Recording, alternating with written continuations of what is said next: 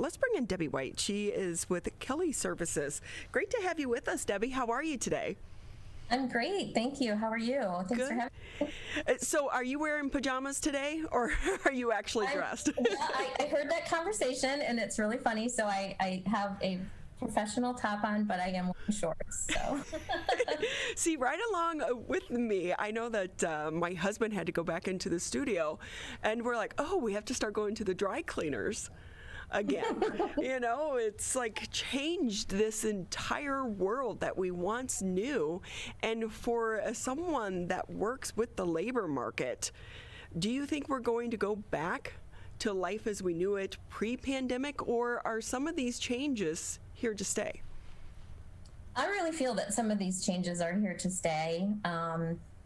This has really changed the way that people work. It's changed the expectations that, when remote work got put into place. So Kelly Services, for example, we connect people to work in places that enrich their lives. And last year, we went through a transition to being a specialty talent provider where we match science and engineering talent, professional industrial workers, contact center substitute teachers with employers in need of their skills. And 5 years ago, we actually went to a Kelly Anywhere program. So in 2016, we were able to take some of our corporate workforce and other full-time workers and have them have more of a life-work balance in working from home.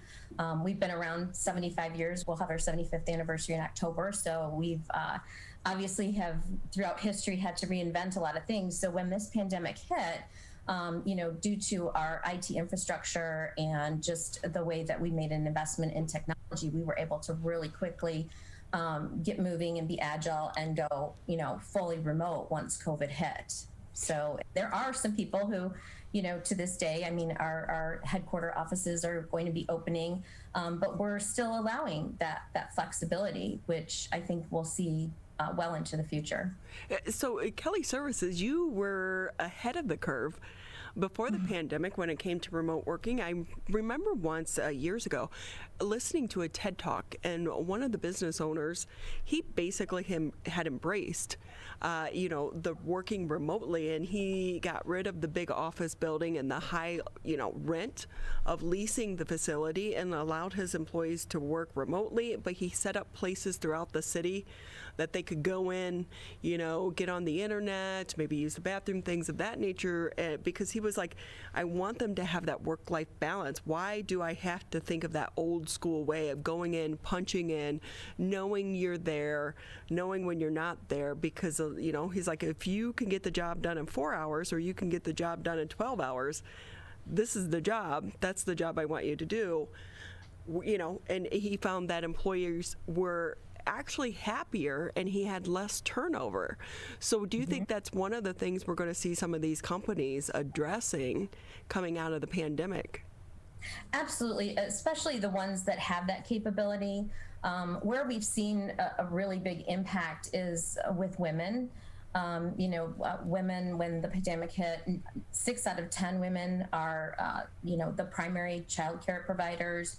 80% of the women were tasked with homeschooling, and 40% of pretty much all parents had to do some sort of shift within their employment to compensate for this. And it's still kind of going on. You still have that fear, right, of health concerns or caring for elderly parents. And so those types of positions are very attractive to women. And employers, we're very consultative with our clients. And so what we've realized is where, we've seen a very high demand in job opportunities, we're seeing, of course, the shortage of the employees that can fill those jobs. So reaching out and talking to our customers, finding different ways of maybe either reskill setting some of the employees they already have, or how can we make a remote work happen for some of these individuals that really do need it. In addition to that, we've seen shifts in hours where, in case, some people would prefer to work, the third shift because, that's easier to get childcare while your children are sleeping, or your spouse who maybe have another job could handle that responsibility. And so there's really a lot of changes that have been going on, and we've been really talking to our employers about that, and about also the importance of a company culture now more than ever. It's the little things, of course, pay has been, people have talked about pay forever. So, pay has always kind of been a thing. But now that we're seeing, like I mentioned, the caregiving, the healthcare issues, but also consulting and really looking at the employees to find a good fit and a good match with what works with them. And then talking to our customers about their culture and, just the importance of engaging and engagement with their employees and our employees. We have talent people talent advisors, that they go in, and that's their primary job, to talk to our talent, make sure they're doing okay, seeing how they're doing, because sometimes it's just that appreciation that makes it all the more worthwhile. And if you don't have that, or if something negative does happen, you can pretty much walk out of the company, go to your car, and get another job tomorrow, because that's how tight the labor market is right now. Yeah, and with that, how difficult is it to get top quality people with some of these jobs, and what are the big demand jobs right now? So right now we're seeing an increase in automotive, finance and insurance. Our light industrial manufacturing is full back on. For a while there, we did have a lull with that. Life science, especially in clinical research, we have seen a tremendous jump in those types of skill sets. So what would you say to some people that maybe were laid off? They're still collecting unemployment right now, but they're looking to even maybe possibly change careers. This is a good time to do that now. Yes, we are seeing a lot of that. It's actually, we've looked at a couple studies that 1 in 5 workers are planning on changing their job, or just, going through a pandemic gives you real insight into yourself, and it allows for a lot of introspection and looking at what job is right for you. So we're seeing that increase, and then 1 in 3, that's like 34% of millennials that are looking for a job with a different employer. And a lot of those are really looking for some of that work-life balance where you have that remote capability, maybe a hybrid type of a situation. But there are a lot of jobs. We're seeing a lot of direct hire because, of course, now benefits are really important to people now more than ever. So that's another source. Debbie White with us here on the MegaCast. She's the portfolio leader over at Kelly Services. And Debbie, if I'm negotiating with an employer to get a new job, is it open for negotiation right now? Can you try to get either better, more pay or more time off? Should you have that conversation going into the job? Absolutely. And now more than ever, because the customers and clients that we work for, they want to know that, as well as even Kelly. What are your expectations? What are you looking for? And how can we make that happen for you? We do a lot of wage and market analysis for our clients as to what these employees are looking for. Sometimes it's pay. Sometimes it's, they may need to have Tuesdays and Thursdays off, and they're an excellent employee, where back in the day it'd be like, oh, you would, they had attendance points and you wouldn't be allowed to do that or have that capability. And we're seeing more and more the openness of companies to really listen to what the talent is saying and what their needs are, and they're shifting and adjusting, and the ones that are doing that are very successful at not only getting talent but retaining it as well. I heard on the radio a recent study where they were mentioning how many women have left the workforce throughout this pandemic, and it has really set back women, in some of these positions for years. How long do you think it's going to take for that side of the labor market to recover? So I think, again, from the the perspective of a woman, I think you were citing the nearly 3 million American women have left the labor force over the past year. And a lot of those reasons were due to COVID and childcare. And, we've seen it, that people can be successful. We see it every single day.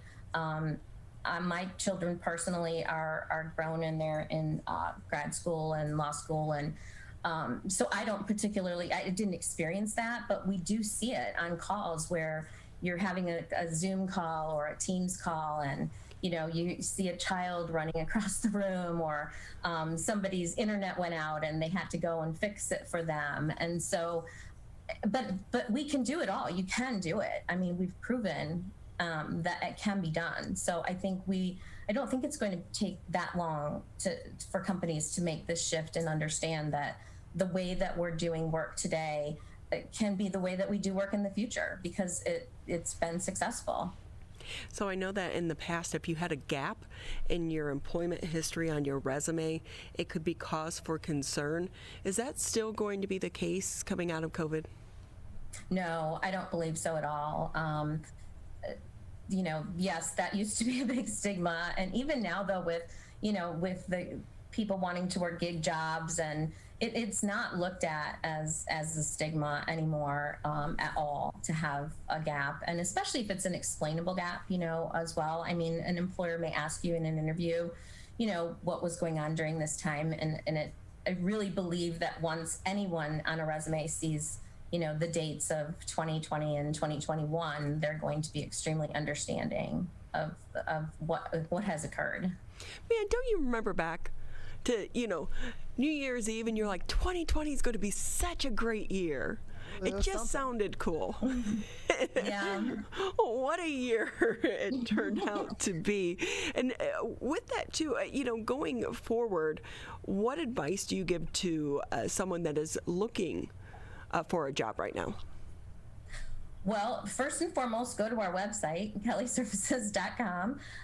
We have a lot of job opportunities, and our recruiting teams will work with you. They want to understand, again, it's not just, can you do this job? Because it used to be more of a, can you put the square peg in the round hole? Can you do this? Can you do that? Can you type? Can you, do data entry?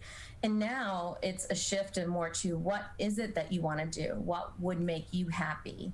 Not just from a skill set perspective, but really looking at company cultures and making those matches, and just having, at Kelly, we feel our talent is just as important as our clients, and we want everyone to be happy and have a win-win-win for everyone.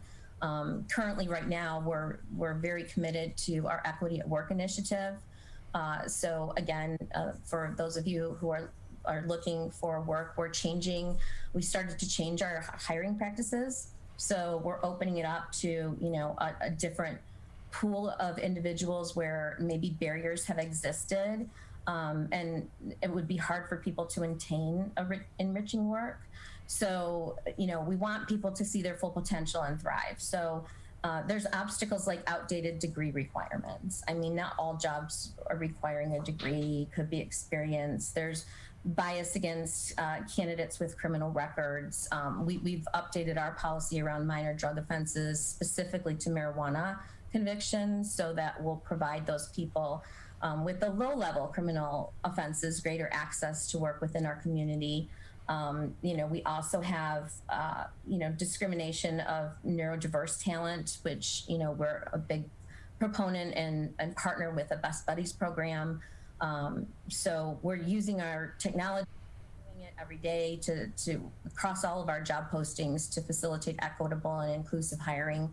And we're sharing our best practices with other organizations, because we continue to reach out to like-minded leaders and organizations and really encourage them to join us in making those changes that can knock down those barriers. With employers struggling to fill so many of these positions, is there concern that they're not going to be able to, get enough diverse applicants to even apply right now? So I don't know if it would be so much as a concern. We are actually actively seeking diverse candidates. And so I don't see that really as, for me personally. I have not seen that as an issue. I think there are pockets of individuals who maybe only looked at one type of hiring source and that's all they went for, and never really bothered maybe to get out into the community, different community centers, looking at these other types of talent. And it's hopeful with our voice as Kelly and the other leaders who have joined us participating in this program that we'll see a change. Debbie White with us here on the Mega Cast. She's with Kelly Services. We so appreciate your time today. Oh, thank you so much. It was my pleasure. And you guys have a really great rest of your afternoon.